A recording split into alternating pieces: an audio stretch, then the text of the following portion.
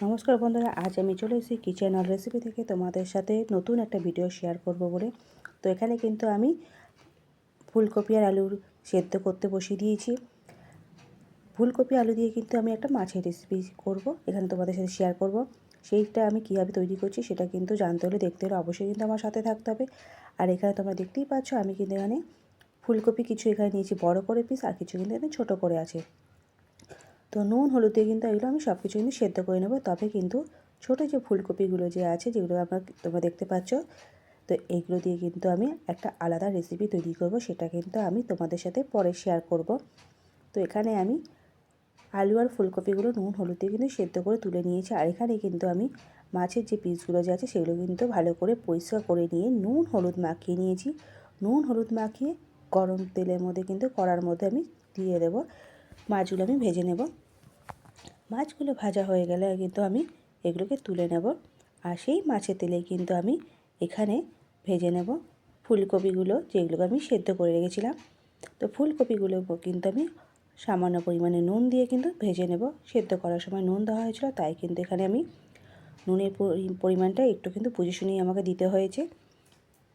নুন দিয়ে আমি কিন্তু ফুলকপিগুলো একটুখানি এপিট ওপিট করে একটু ভেজে নিলাম।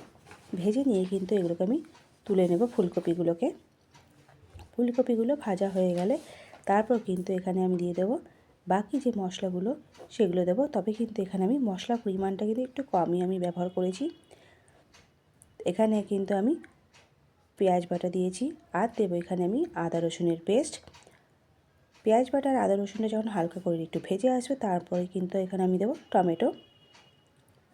টমেটোটা আমি ভালো করে কিন্তু একসাথে তারপরে সব কিছু আমি একটু ভেজে নেব। পেঁয়াজ আদা রসুনের পেস্ট আর টমেটো যখন হালকা করে একটু ভাজা হয়ে আসবে, তারপর কিন্তু এর মধ্যে দিয়ে দেবো আমি বাকি মশলাগুলো।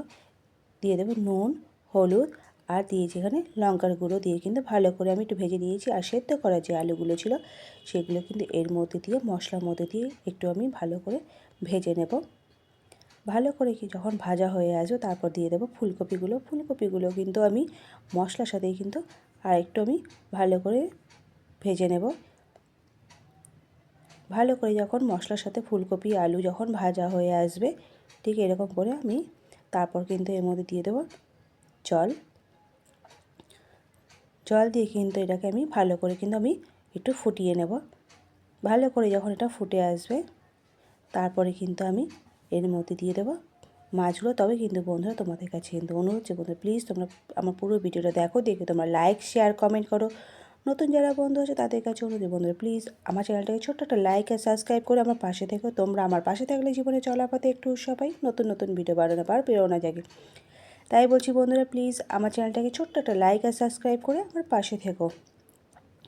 তো মাছগুলো কিন্তু আমি দিয়ে দিলাম। এখানে মাছগুলো দিয়ে কিন্তু আমি তারপরে এর উপরে একটুখানি আমি করে নেবো, এপিট ওপিট করে ওপর দিয়ে ধনেপাতা কুচি কিন্তু দিয়ে দেবো। তো আজকের এই রেসিপি তোমাদের কীরকম লাগলো তোমরা কিন্তু অবশ্যই আমাকে জানাবে। এই রেসিপি কিন্তু আমি একদমই আমার ঘরে যেভাবে তৈরি করি, তো সেইভাবেই কিন্তু আমি তৈরি করি তোমাদের সাথে শেয়ার করলাম। তো আমার রেসিপি তোমাদের কীরকম লাগলো তোমরা কিন্তু অবশ্যই আমাকে জানাবে। তোমাদের কমেন্ট অপেক্ষায় কিন্তু আমি রইলাম বন্ধুরা। তো প্লিজ বন্ধুরা আমার চ্যানেলটাকে ছোট্ট একটা লাইক আর সাবস্ক্রাইব করে আমার পাশে থেকো।